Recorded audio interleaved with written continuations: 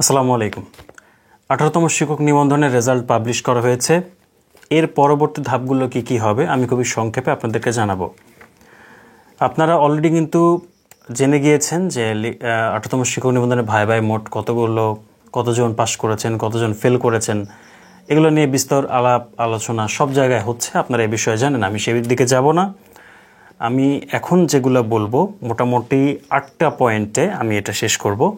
তো 1 নম্বর পয়েন্টে এরপর আপনার যেটা করণীয় সেটা হচ্ছে মেধা তালিকা প্রকাশ। এনটিআরসি খুবই শীঘ্রই কিন্তু একটা মেধা তালিকা প্রকাশ করে দিবে, যে মেধা তালিকায় কিন্তু উল্লেখ থাকবে যে আপনার মেরিট লিস্টটা কত।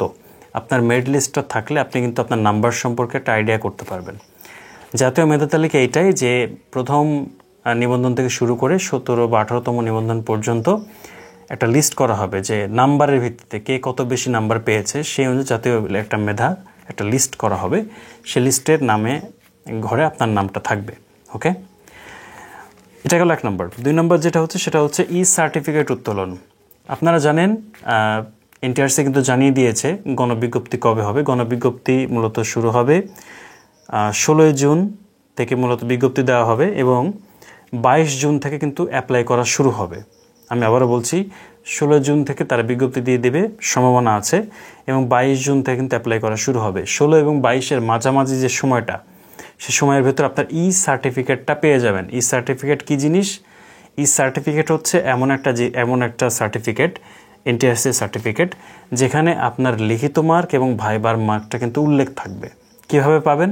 ই সার্টিফিকেট যদি থাকে তাহলে আপনাকে একটা ওয়েবসাইটের লিঙ্ক যাবে SMS-এর মাধ্যমে, কিংবা তারা হয়তো নোটিশ বোর্ডে জানিয়ে দেবে।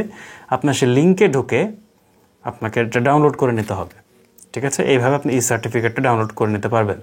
ই সার্টিফিকেট কীভাবে ডাউনলোড করে, যখন এটা বিজ্ঞপ্তি দেবে তখন আমরা সেই ভিডিওর মাধ্যমে আপনাদের দেখিয়ে দেব। নেক্সটে যেটা আমরা আলোচনা করব, অর্থাৎ 3 নম্বরে যে করণীয় কাজ, সেটা হচ্ছে গণবিজ্ঞপ্তি প্রকাশ। গণবিজ্ঞপ্তি প্রকাশ পাবে আপনারা জানেন হচ্ছে 22 জুন থেকে এবং শেষ হবে 10 জুলাই। 22 জুন থেকে 10 জুলাই এই সময়ের ভেতরে গণবিজ্ঞপ্তি কিন্তু শেষ হয়ে যাবে। সো এটা কিন্তু আপনাদের খেয়াল রাখতে হবে কখন কোন দিন কি আসতেছে। এরপরে 4 নম্বর যেটা হচ্ছে, 4 নম্বরে হচ্ছে গণবিজ্ঞপ্তি আবেদন আপনারা কীভাবে করবেন করণীয় কাজের ক্ষেত্রে। আমি খুবই সংক্ষেপে কয়েকটা কথা বলবো আপনারা কীভাবে আবেদনটা করবেন। আপনারা যেহেতু ই সার্টিফিকেট পাবেন, ই সার্টিফিকেটে কিন্তু আপনার লিখিত এবং ভাইবার মার্কটা উল্লেখ থাকবে। সেই নাম্বার দেখে কিন্তু আপনাকে প্রতিষ্ঠান চয়েস দিতে হবে। তো গণবিজ্ঞপ্তিতে আপনি সর্বনিম্ন একটা প্রতিষ্ঠান থেকে শুরু করে সর্বোচ্চ 40টা প্রতিষ্ঠান পর্যন্ত চয়েস দিতে পারবেন। আমি আবার বলছি, সর্বনিম্ন একটা, সর্বোচ্চ 40টি প্রতিষ্ঠান চয়েস দিতে পারবেন। এই 40টি প্রতিষ্ঠান চয়েস দেওয়ার ভেতরে যদি আপনার মনে হয় যে না, আমার 40টা প্রতিষ্ঠানের ভেতরে আমার জব হবে না, তাহলে এখানে একটা টিক চিহ্ন থাকবে, ইয়েস অর নো, যে আপনি এই 40টা প্রতিষ্ঠানের বাইরেও গিয়েও জব করতে চান কি না। তাহলে আপনি সেখানে টিক চিহ্ন দিয়ে দেবেন। তাহলে বাংলাদেশের যে কোনো স্থানে আপনার মার্ক অনুযায়ী যে প্রতিষ্ঠান আপনার জন্য পারফেক্ট, সেই প্রতিষ্ঠানে আপনাকে নিয়োগ দিতে পারে।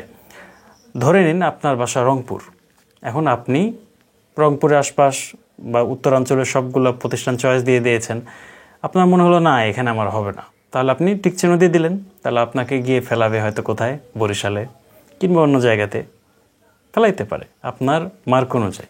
ওকে, সো এইভাবে আপনার গণবিজ্ঞপ্তি আবেদন করতে হবে। 5 নম্বরের যে বিষয়টা থাকবে, গণবিজ্ঞপ্তিতে আবেদন করা শেষ, এরপরে তো রেজাল্ট দিবে। রেজাল্টকে আমরা বলবো প্রাথমিক সুপারিশ, মানে কোন প্রতিষ্ঠানে আপনি প্রাথমিকভাবে সিলেক্টেড হলেন।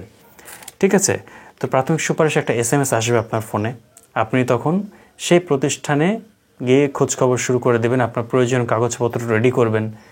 ঠিক আছে, এর আগে যদি অন্য কোনো জব করেন তাহলে সেই জব করার ইন্ডেক্স নাম্বার বাতিল করতে হতে পারে, বা অন্য কোনো আরও নানা ধরনের প্রসিডিওর আছে সেগুলো করবেন। ঠিক আছে, তো এই হলো ব্যাপার। সো প্রাথমিক সুপারিশের এটা হচ্ছে 5 নম্বর গেল। 6 নম্বরে যেটা করণীয় সেটা হচ্ছে চূড়ান্ত সুপারিশের ব্যাপারটা। প্রাথমিক সুপারিশ শেষ হয়ে যাওয়ার পরে আবার ঠিক 1 মাস বা কিছুদিন পরে চূড়ান্ত সুপারিশ আসবে।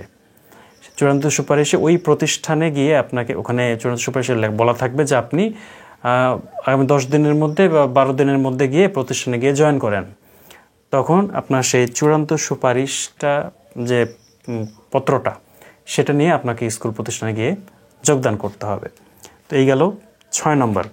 7 নম্বরে হচ্ছে সেটা হচ্ছে যোগদান করা। আপনার চূড়ান্ত সুপারিশপত্র হয়ে গেল, আপনি কাগজটা নিয়ে সুন্দর করে প্রতিষ্ঠান প্রধানের কাছে নিয়ে গেলেন, স্যার আমি যোগদান করতে চাই। তখন তিনি উপজেলা শিক্ষা অফিসারের সাহায্যে আপনাকে যোগদান করিয়ে নেবেন, রেজুলেশন হবে, নানা ধরনের কিন্তু কাজ শুরু হয়ে যাবে। এরপরে হচ্ছে এমপিও এবং ইন্ডেক্স নাম্বার করা। আপনি যোগদান করলেন, সব কিছু রেডি, বাট এমপিও করলেন না। আর আপনারা জানেন বাংলাদেশে অটো এমপিওর সিস্টেম কিন্তু নেই। অটো এমপিও থাকলে আপনাকে বেতন নিয়ে টেনশন করা লাগতো না, বাট আপনাকে অবশ্যই এমপিও করতে হবে। এমপিও করতে কিন্তু অনেক প্যারা, অনেক ধরনের কষ্ট হয়, অনেক ধরনের কাগজ জোগাড় করতে হয়। কিছু কাগজ আপনার প্রতিষ্ঠান দেবে, কিছু কাগজ আপনাকে নিজে কিন্তু কালেক্ট করতে হবে। তো এইটা নিয়ে কিন্তু আমি একটা ভিডিও দিয়েছি, আপনারা চাইলে ভিডিওটা দেখে আসতে পারেন যে কিভাবে এমপিও কাগজ আপনাকে রেডি করতে হবে।